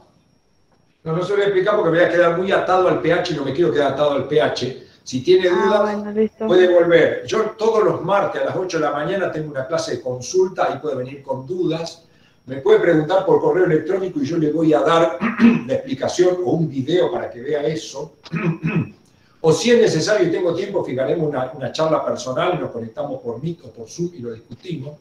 Pero no me quiero quedar atado acá porque si no, me van a decir, ¿qué te dio Rigali hoy? Y pH. No, yo no tengo que hablar solo de pH. pH es una cosa que lo que quiero es que esta es la clase de jerarquización. Si cuando termina la clase ustedes se llevan la idea de que las proteínas son importantes, el pH es importante, eso me interesa. Que uno diga, no puedo seguir adelante la carrera si esto no lo entiendo. Ahora, ¿cuánto me va a llevar a entenderlo? A lo mejor me va a llevar un día para algunos, una semana para otro y un año para otro. Pero lo importante es ir dándome cuenta qué es lo importante y qué es lo no tan importante. Entonces eso es una cosa que quiero jerarquizar hoy, pero yo las dudas dentro del tiempo, yo trabajo aproximadamente 14 horas por día y me voy haciendo tiempo. Cuando son correos electrónicos los respondo siempre, o preguntas por YouTube, o preguntas por Instagram, lo que sea, los respondemos siempre. Así que eso, la clase no me quiero quedar atado a un tema porque si no perdemos mucho, perdemos la idea de cuál es la clase. Entonces, una proteína es un biopolímero de aminoácidos, pero no es el mismo aminoácido. Yo dije que hay aproximadamente 20 aminoácidos diferentes que van a formar las proteínas. De esos 20 aminoácidos, yo los clasifico así porque es más fácil, 10 son esenciales y otros 10 no esenciales. ¿Quién me puede dar la idea que tenga, correcta o errónea, sobre lo que es un aminoácido esencial? Esencial es que no podemos fabricarlo nosotros y debemos consumirlo. Perfecto. Cuando yo voy a construir una proteína necesito 20 aminoácidos, no 20 tipos de aminoácidos. La proteína puede tener 3.000 aminoácidos, ¿no es cierto? Pero tengo solo 20 tipos. 10 de ellos yo los puedo preparar, los puedo sintetizar a través de mi metabolismo, los sintetizo y listo. Pero otros 10 los tengo que ir a buscar los alimentos. Entonces ahí ya se imaginan a dónde se originan las enfermedades nutricionales. O sea, si una persona no tiene para comer proteínas de buena calidad, no va a incorporar aminoácidos esenciales y por lo tanto no va a poder sintetizar su propia proteína. Pobrecito cuando se enfrente al coronavirus o a cualquier cosa. Esas personas muchas veces mueren en el intento porque los mecanismos de defensa o de autorregulación que yo tengo para tener salud dependen de las proteínas. Entonces, si yo no tengo los aminoácidos esenciales, voy muerto.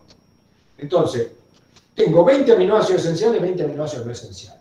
Me importan los nombres. No gasten tiempo a esta altura del partido en estudiarme los nombres. Yo sé que son 10 y 10, puedo hacer la lista, escribirlo, pero no se pongan a memorizarlo ahora. Ni siquiera para el final. Yo por si a un alumno le pregunto, no le voy a decir, dígame los 10 aminoácidos esenciales de memoria. Pero sí escríbanlo alguna vez para haberlos visto, porque si uno lo vio, ya alguna respuesta va a tener. Dentro de los aminoácidos esenciales, como decía, tengo 10. ¿Cuáles son? La arginina, lisina, histidina, valina, fenilalanina, triptofano, treonina, metionina, leucina e isoleucina. Escríbanlo una vez, decir, bueno, estos son, no los memoricen. Cuando lo necesitan van y los buscan. Los no esenciales, ¿cuáles son? El glutamato, aspartato, asparagina o asparragina, glutamina, glicina, serina, alanina, prolina, cisteína y tirosina. Y si no me equivoco, ya hay 10. 7, 10. Yo lo divido así, en 10 y 10, porque es más fácil. Algunos libros los dividen. 10 no esenciales, 8 esenciales y 2 semiesenciales.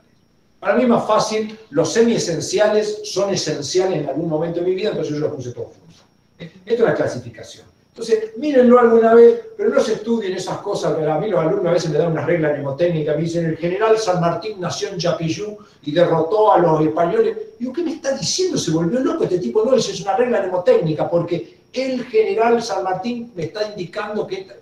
Eso es una locura estudiar esas cosas, que a mí me dan risa muchas veces, porque son unas reglas mnemotécnicas tremendamente extrañas. Siquiera se háganlo, si se divierten. Pero no es necesario esto. Yo en este momento busco un celular. Si yo estoy tomando un examen y le pregunto, dígame cuáles son los aminoácidos esenciales, y usted dígame a mí, doctor, lo puedo buscar en el celular y se los leo.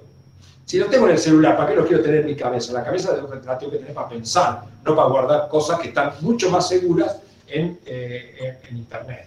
Entonces, pero sí conocerlo, porque entonces yo a lo mejor estoy hablando más adelante y le hablo a usted de la tirosina, usted va a decir, la tirosina ya sé, es un aminoácido. O sea, si yo lo escribí una vez, ya mi cabeza ya puede deducir ciertas cosas. No apelar a la memoria, pero sí apelar a la comparación y decir, sí, eso es otra cosa. Entonces, bueno, entonces yo no les recomiendo eso, pero depende del profesor. Entonces yo con esto voy a construir las proteínas. ¿Y cada proteína en qué se va a diferenciar? Se va a diferenciar en el orden que yo pongo los aminoácidos. A lo mejor una proteína empieza, por ejemplo, con metionina, después sigue con serina, después sigue con tirosina, y vaya a saber, sigue con 700 aminoácidos más. Otra empezó con metionina, sigue con leucina, después sigue con otra leucina, después sigue otras más. Y otra proteína empieza con metionina, siempre empiezan con metionina, sorprendente. Pero se les puede cortar eso, pero siempre empiezan con metionina. Es como que siempre el primer aminoácido es el mismo. A lo mejor acá viene glicina, glicina, glicina, glicina. Se pueden repetir la cantidad de veces que se le antoje y ahí seguir. Entonces, estas son proteínas distintas. Dice, ¿qué tienen de distinto? Tienen el orden. El orden de aminoácidos. Eso es la ciencia, en lugar de hablar del orden de aminoácidos, hablamos de la secuencia de aminoácidos, o a veces hablamos de la estructura primaria.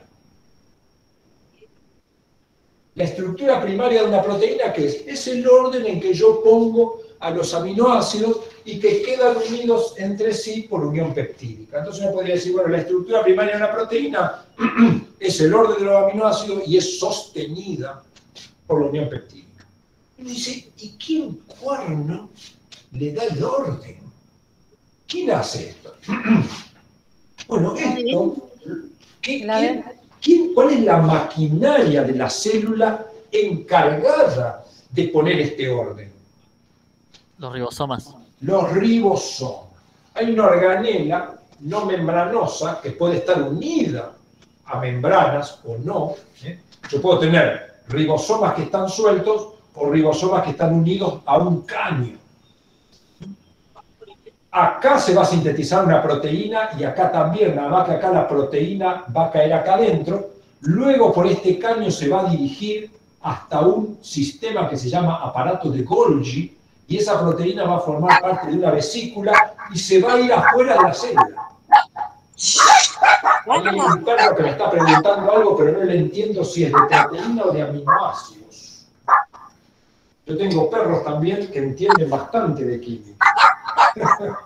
¿Pueden agarrar el micrófono, por favor? Bueno. Muy bien. Entonces, volvamos a esto. La secuencia de aminoácidos, la máquina que lo va a hacer es el ribosoma, y hay dos tipos de máquinas siempre con ribosomas. Uno que son ribosomas libres, otro que son ribosomas unidos al retículo endoplasmático, que se llama RER, o retículo endoplasmático rugoso. La célula utiliza este mecanismo cuando la proteína es para uso de la célula, mientras que usa este mecanismo cuando la proteína es de exportación, es decir, cuando tiene que actuar afuera. Por ejemplo, cuando vimos hoy lo del coronavirus, nuestro sistema inmune reconoce al coronavirus, ya sea porque se enfrentó al coronavirus o porque se enfrentó a la vacuna, y genera inmunoglobulina. ¿La inmunoglobulina qué hace? La célula la tira al exterior, no al exterior de mi cuerpo, sino al exterior de la célula, para que trate de combatir con el coronavirus antes de que se meta. Entonces, esas inmunoglobulinas son sintetizadas en el RER. Ya lo vamos a ver a esto en otras clases de jerarquización. En cambio, como le dije hoy, el coronavirus se me mete adentro de mi célula y usa mis enzimas.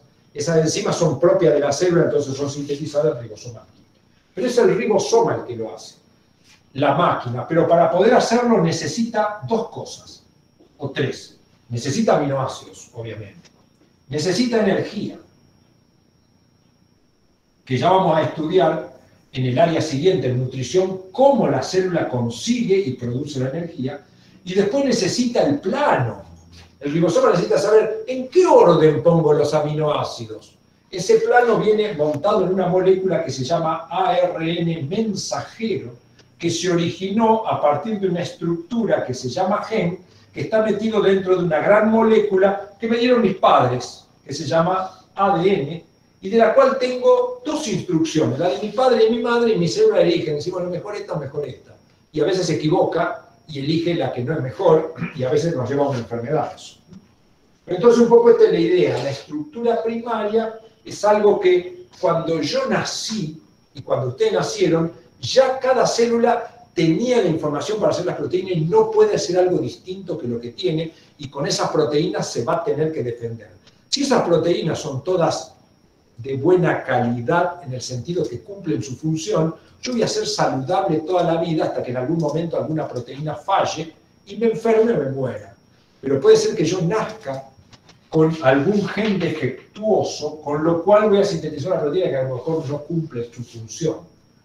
O no, yo puedo haber recibido un gen que genera una proteína, que esa proteína hace que yo cumpla una función mejor que el resto de los individuos que me acompañan en el mundo, y si esa mejoría se traduce a mi descendencia, probablemente con el tiempo termine siendo una especie diferente, y entonces ahí se empieza a producir la especiación y la evolución. Entonces, la evolución es una mejor adaptación al medio gracias a que tengo proteínas más apropiadas para lo que estoy enfrentando, y se debe a cambios en el material genético. O sea que las proteínas están involucradas en el proceso de evolución de una manera tremendamente extrema. Muy bien. Entonces, ¿qué es una estructura primaria? Lo que quería ver ahora, eso que se formó, que lo voy a simplificar. Andamos de hora. Oh, no. Que acá en el chat apareció algo.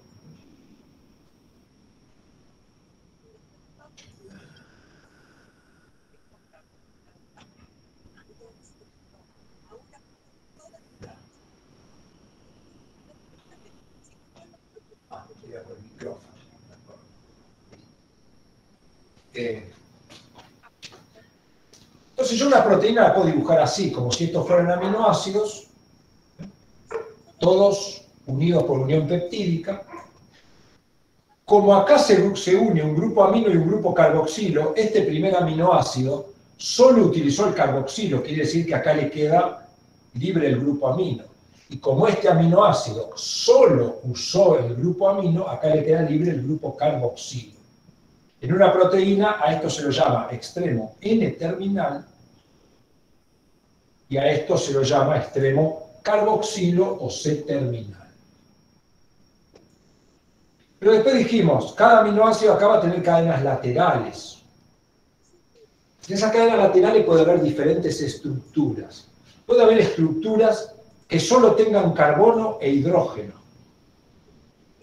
como son las cadenas aromáticas, las cadenas alifáticas, que eso lo tienen que haber visto en la clase pasada. Cuando una estructura solo tiene carbono e hidrógeno, se dice que es apolar o hidrofóbica. Pero también acá puede haber grupos oxidrilos o grupos amino, o grupos carboxilos o grupos sulfidrilos.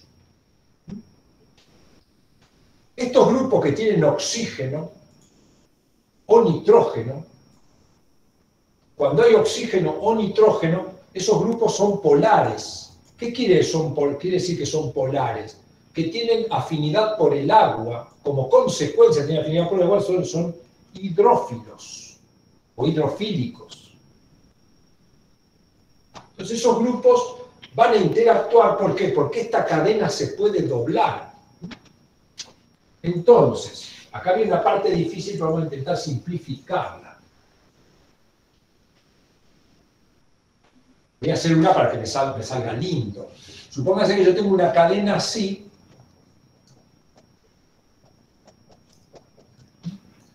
Acá ya sabemos que tiene un grupo amino, pero sabemos que el grupo amino es un grupo básico y puede captar un protón, por lo tanto se podría encontrar de esta manera, como NH3. Supongamos que acá tengo una estructura que tiene esta forma. CH con CH3 y H3. En base a lo que yo dije acá abajo, ¿esta cadena lateral para ustedes es hidrofóbica o es hidrofílica? Hidrofóbica. Hidrofóbica. O sea, es apolar, rechaza el agua. Si yo pongo agua, se va a escapar. Muy bien. Supongamos que acá tengo un oxidrilo. ¿Es hidrofóbico o hidrofílico? Hidrofílico. Es hidrofílico. ¿Por qué? Porque el oxígeno tiende a unirse con los hidrógenos que tiene la molécula de agua. Esta unión que se establece, fíjense que acá queda dos oxígenos unidos por un hidrógeno. Esto se llama puente de hidrógeno. El puente de hidrógeno, ¿qué es? Es un hidrógeno que está unido a una estructura como este y se unió con otro oxígeno. El puente de hidrógeno también lo puede hacer el nitrógeno, pero vamos a centrar la atención en este. Supongamos que yo acá tengo un grupo así, un grupo carboxilo, pero que se dio un hidrógeno. Si se dio un hidrógeno, ¿qué carga tiene? Negativa. Negativa, se transforma en un carboxilato. Por supuesto, si se dio el hidrógeno, ¿qué va a pasar con el pH del agua que está acá alrededor? ¿Subirá o bajará? Subirá. Sube. Baja. Si tengo protones, aumentan los protones, baja el pH. Supongamos que acá tengo un grupo sulfidrilo y que supongamos que acá tengo otro grupo sulfidrilo y acá tengo una estructura que la voy a dibujar así. Esta estructura que dibujo así, simplificada, quiere decir que acá hay carbono, hidrógeno, carbono, hidrógeno, carbono, hidrógeno, carbono, hidrógeno, carbono, hidrógeno, carbono, hidrógeno, y hay algunos dobles enlaces que tienen que haber visto en la clase pasada. ¿Hidrofóbica o hidrofílica esta estructura? Hidrofóbica. Tiene carbono e hidrógeno. Si tiene carbono e hidrógeno es hidrofóbica. Si tiene oxígeno, y cuanto más oxígeno o nitrógeno tenga, más hidrofílica va a ser. Supongamos que tengo una proteína así, y acá supongamos que tengo un carboxilo que también se ionizó. Entonces, acá va a poder ocurrir ciertas cosas. Recuerden que esto no es una barra fija, sino que se puede doblar. No voy a construir, ahora tengo unos modelos moleculares, pero hacer esto me va a llevar un montón de tiempo. Uno podría construir esta estructura por modelos moleculares y jugar. Pero esto es como una cosa toda móvil, así que se puede doblar. Entonces, esto que es hidrofóbico y esto que es hidrofóbico rechazan el agua, pero entre ellos se quieren, porque dicen, yo soy hidrofóbico, a mí no me gusta el agua, a mí tampoco, y entonces vamos juntos. Entonces, esto hidrofóbico se va a unir con esto hidrofóbico. Por fuerzas débiles, que se llaman fuerzas de London.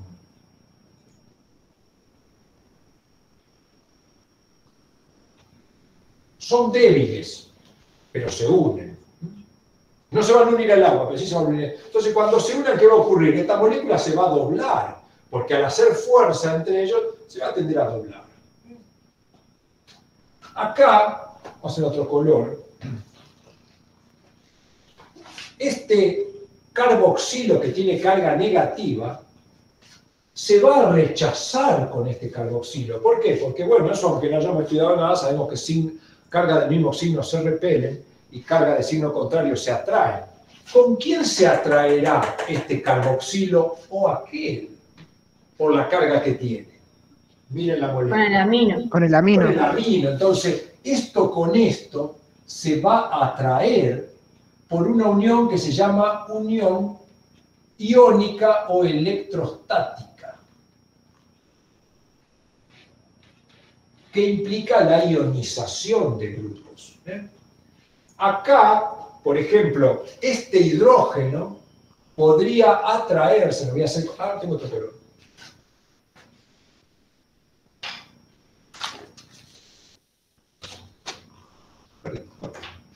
Acá. Este hidrógeno se podría atraer con este oxígeno. Entonces me quedaría un hidrógeno atrapado entre dos oxígenos. ¿Qué enlace se produjo cuando un hidrógeno queda atrapado entre dos oxígenos? Puente de hidrógeno. Puente de hidrógeno. Perfecto, un puente de hidrógeno. Y eso va a hacer que aquel carboxilo se doble y se aproxime acá. Y que este amino se doble y se aproxime acá. Y que esto se doble y se aproxime acá. Acá tengo más colores, un azul. Este sulfidrilo va a tender a unirse con esto y cuando se una van a perder hidrógeno y se van a formar acá un puente disulfuro. Entonces esas son todas fuerzas que se llaman intramoleculares, que son adicionales a la unión peptídica, porque la unión peptídica era esta. Y esas fuerzas lo que hacen que la proteína vaya retorciéndose y tomando diferentes formas. Eso se llama interacciones. Todas estas, el puente disulfuro, la electrostática, el puente de hidrógeno, las fuerzas de London, son todas fuerzas más débiles que la peptídica. Cuando yo, por ejemplo, tomo un pedazo de carne que tiene una gran cantidad de proteínas y lo pongo sobre la parrilla, la alta temperatura hace que la molécula se zamarree, porque al calentar aumenta lo que se llama la energía cinética, la molécula empieza a zamarrearse, y al zamarrearse todas estas que yo puse en color se empiezan a romper. Pero no la unión peptídica, o sea, cuando yo como un pedazo de carne, la proteína tiene su estructura primaria intacta, sin embargo rompí las otras estructuras que se forman. Eso se llama desnaturalización. Acá pueden encontrar en algunos libros las fuerzas de London, junto con las puentes de hidrógeno y algunas otras más, en su conjunto se llaman fuerzas de Van der Waals. Profe, yo tengo una duda. Yo tengo 250.000, así que le gané. A ver, hágamela. No sabe las dudas que yo tengo. Tremenda. Sí. ¿Que por qué se une el oxidrilo con el otro, ahí me sale el nombre, el que está ionizado, el grupo carboxilo que está ionizado? Se une no con la carga, sino con el oxígeno. Porque yo le dije a ustedes que cuando un hidrógeno está unido a un oxígeno, puede establecer un puente con otro oxígeno. Entonces, este hidrógeno que estaba unido a este oxígeno se unió con el oxígeno, no con la carga, y formó un puente de hidrógeno. Esa cosa, digamos, vamos por parte. Lo que yo quiero que nos quede claro es que una proteína tiene aminoácidos que están unidos por unión peptídica y esa unión es condicionada por lo que me dicen mis genes. Y luego, por las cadenas laterales, la proteína es como que va moldeándose porque se van uniendo cosas con cosas y eso me va a conducir a que la proteína adopte diferentes formas en el espacio. Todas estas fuerzas condicionan a que la proteína que se sintetizó como un collar adopte en el espacio, por esas interacciones, tres formas posibles. La proteína puede tomar una forma que sea así, donde acá obviamente están todos los aminoácidos. De acuerdo a la estructura primaria puede ocurrir esto, y esto se lo llama alfa hélice. También la proteína puede tomar una forma zigzagueante, donde acá están los aminoácidos, y esto se lo llama lámina beta. O la proteína por ahí pueda no hacer nada y me queda una cosa así, donde los aminoácidos están ubicados como se pudo, pero adoptó formas en el espacio. Esto se llama distribución al azar. ¿También puede ser globular? No. Esto, alfa, beta o al azar, es lo que se llama la estructura secundaria. Y eso condiciona ciertas partes de la proteína. O sea, ciertos sectores tomarán esta forma, otros sectores tomarán esta, otros sectores tomarán esta. Pero luego, o sea que yo puedo tener una proteína, a lo mejor, esto, después les voy a, busquen los videos o pídanmelo, hay videos donde podemos tratar de entender un poco más. Esto hay que mirar muchos videos, porque es difícil desde un libro crear en mi cabeza la idea, entonces los videos ayudan mucho. A mí la proteína, que eran todos aminoácidos uno atrás del otro. Profe, tengo una duda. Sí. ¿Cómo se llama la unión entre amino y el carboxilato? Entre amino y el carboxilato hay dos tipos de uniones.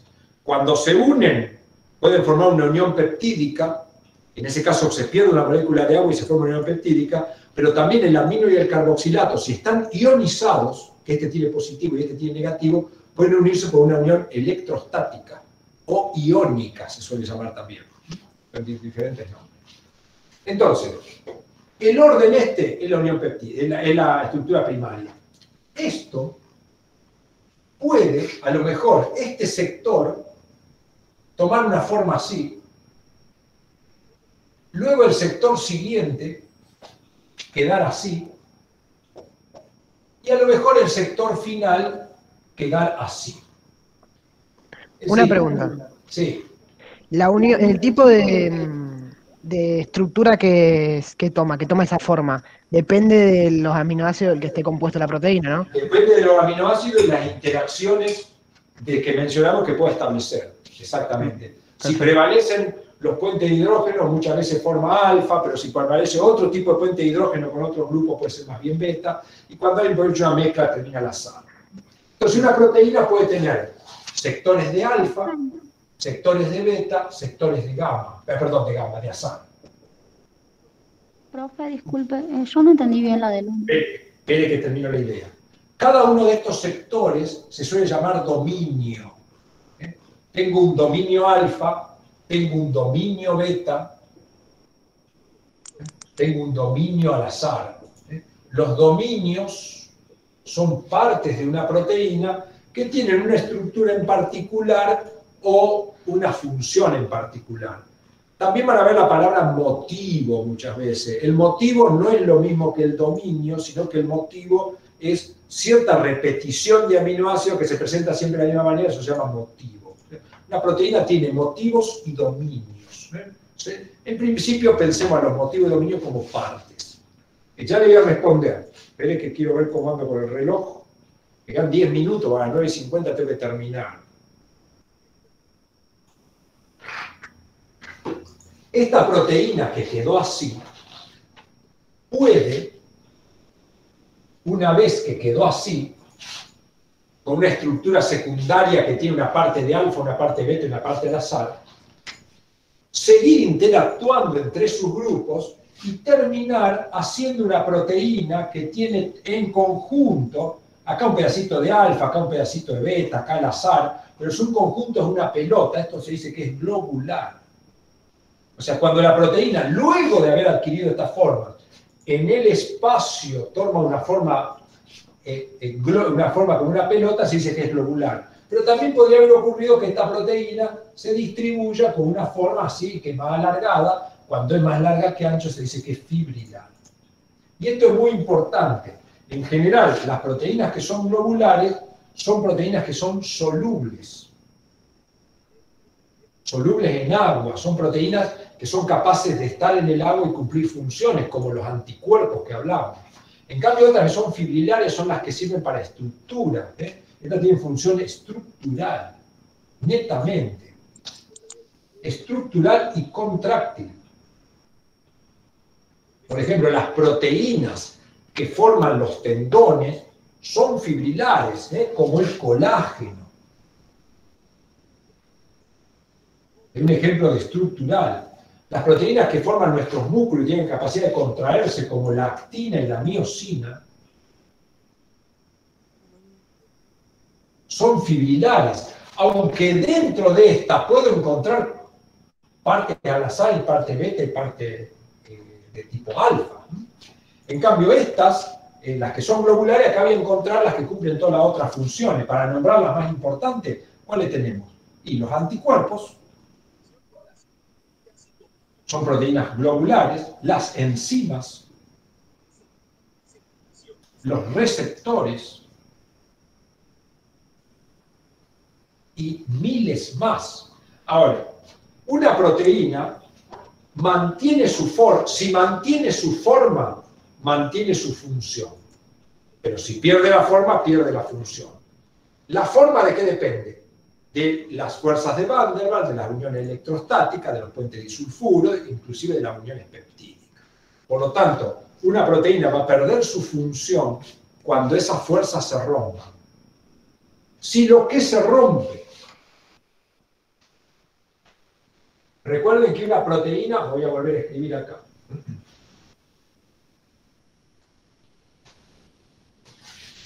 recuerden que dentro de la proteína hay fuerzas.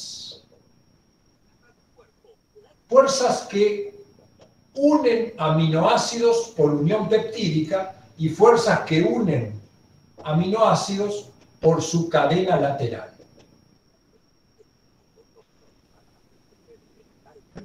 Dentro de esta la vimos recién. Teníamos los puentes de hidrógeno, las fuerzas de London, las electrostáticas y los puentes disulfuro.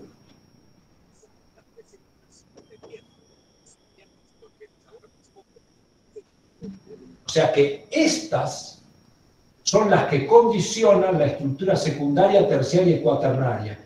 Y estas son las que condicionan la estructura primaria. Yo le dije que estas eran más débiles, o sea, estas son fuertes y estas son débiles. Pero ojo, hay muchas veces muchos débiles pueden terminar siendo fuertes. Y todas tienen diferente fuerza, pero si así en conjunto, le diría que son más débiles que esta. Entonces, cuando yo una proteína la maltrato,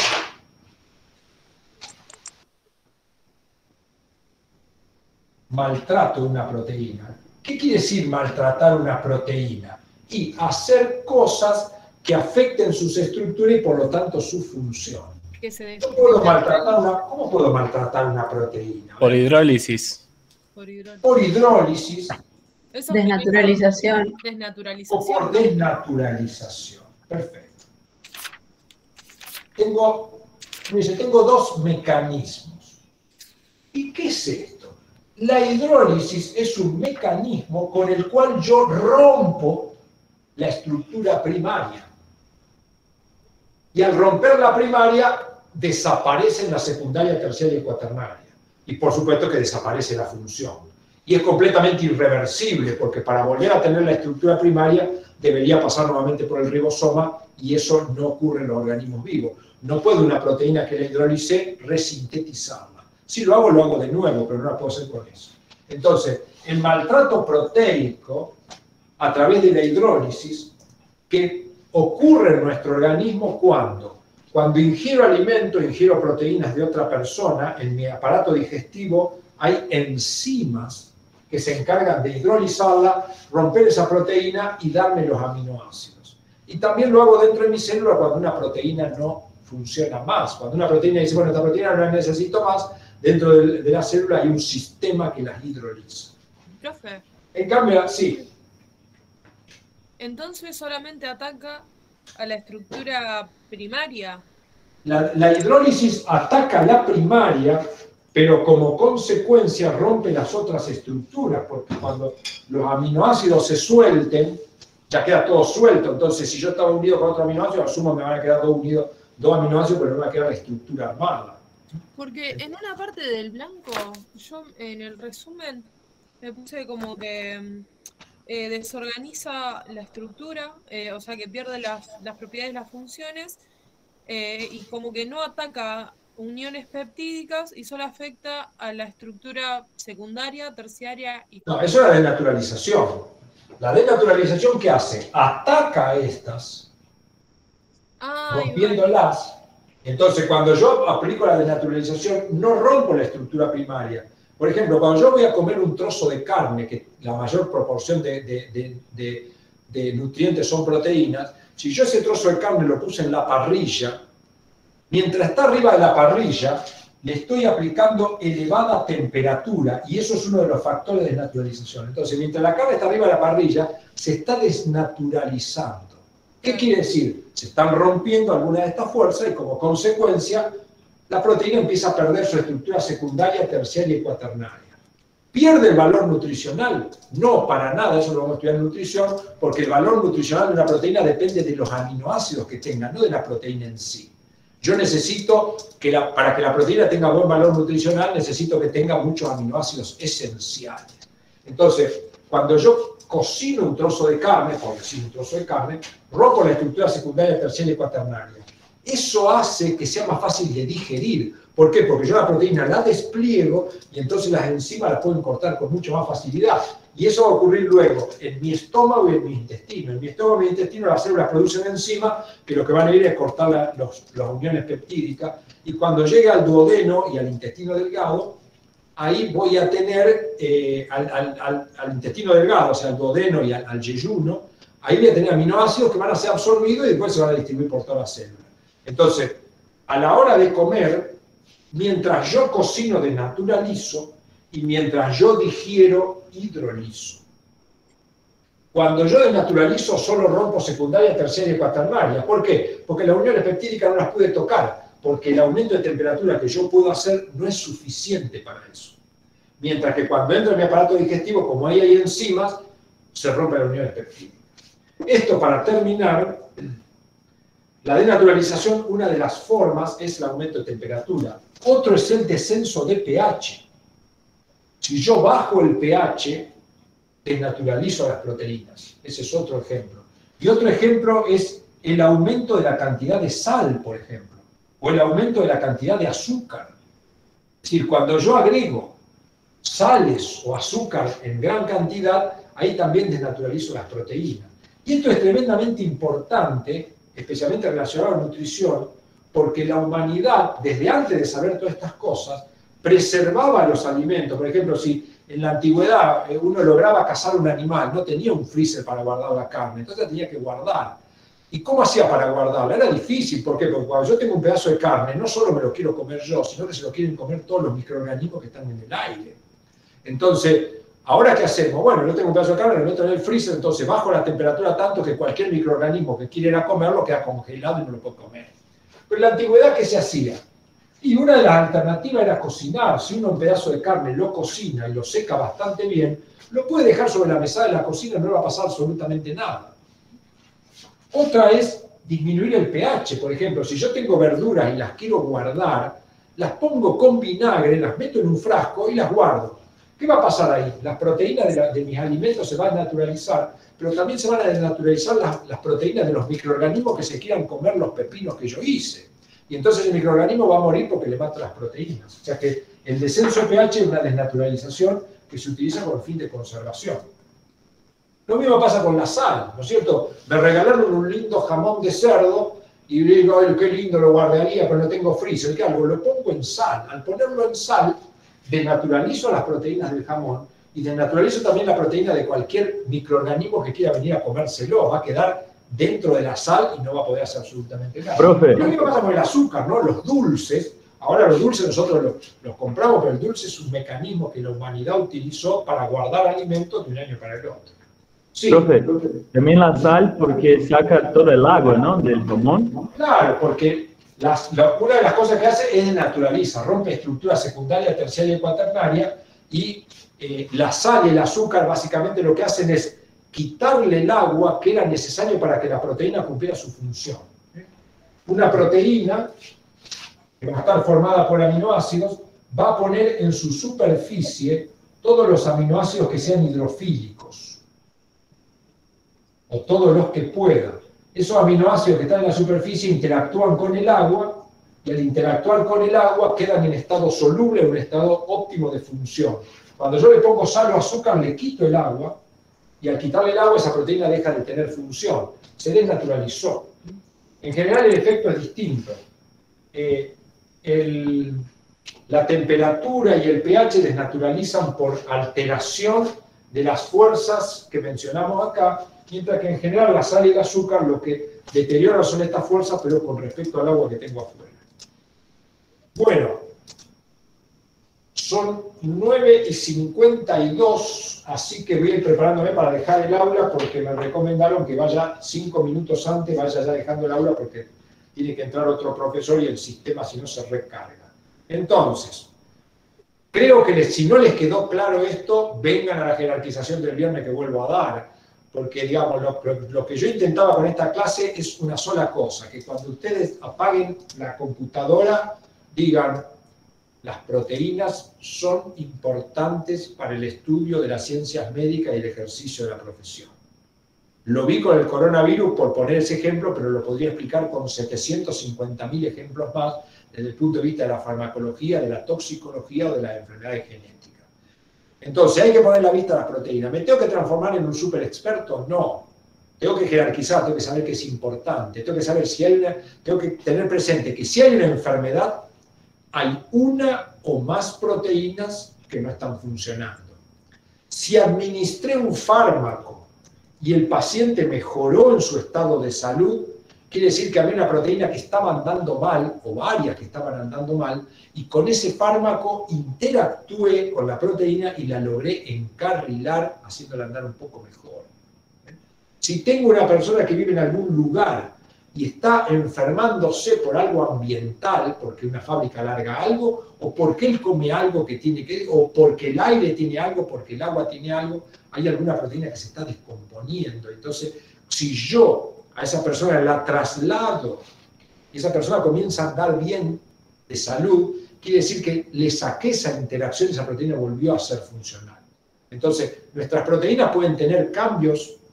Si tienen cambios, en general vamos a estar asociados a enfermedad o a menor rendimiento en el estado de salud, ¿no es cierto? Esos cambios pueden ser permanentes, que es lo que ocurre habitualmente cuando los cambios son genéticos. ¿Por qué? Y porque mis padres me dieron un plano que no es el adecuado. Pero también pueden ser transitorios. La proteína se descarriló y yo justo encuentro el fármaco que interactúa con esa proteína y la acomoda de por vida y entonces ya no tengo más esa patología. O la proteína estaba descarrilada por una cuestión ambiental, lo moví de lugar, o fui a la fábrica y le dije, usted tiene que hacer tal cosa para que no siga envenenando a la gente, se hace las cosas y la persona vuelve a tener todo salud. Las proteínas son tremendamente importantes. Por supuesto, un médico no va a saber de proteínas lo que sé yo no soy médico, yo no soy químico, pero tiene que saber la importancia y cuando enfrenta un problema de salud, saber que hay una proteína de por medio, y si no la puede identificar o la puede entender, tiene que buscar a alguien que se lo explique. Si a ver, ¿cómo me explica? El coronavirus, ¿qué tiene que ver ese pinchecito? ¿Qué pincha, se cosquilla? No, es saber una proteína que se sirve para interactuar con otra proteína y meterse adentro. Tengo que entender esas cosas. Pues lo dejo porque si no me van a sacar patadas.